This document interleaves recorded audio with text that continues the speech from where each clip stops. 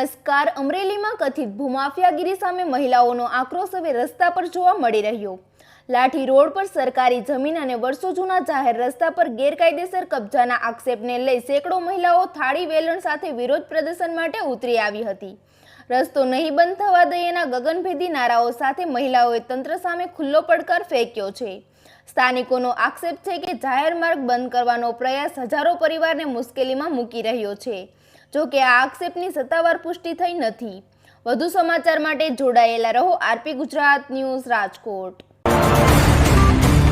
વર્ષાબેન ભટ્ટ આ બ્રાહ્મણ સોસાયટી વિસ્તારમાં વર્ષોથી અમે રહીએ છીએ। આ સોસાયટીમાં 10,000 માણસોનું આ કાયમી ધોરણે હલાણ છે। બાળકોને ભણવા જવાનું હોય, વૃદ્ધોને દવાખાને જવાનું હોય, વોકિંગ કરવા નીકળવાનું હોય, એટલા માણસો પાછળની જે સોસાયટી ગોપાલનગર, શિવનગર, કોડિયાનગર એ બધાય નગરના એટલે 10,000 માણસોનો આ કાયમી ધોરણે રસ્તો છે અને જૂની સોસાયટી છે। કાયમીથી આ માણસોને જો રસ્તો બંધ થઈ જાય તો બહુ તકલીફ પડે આવવા જવાની।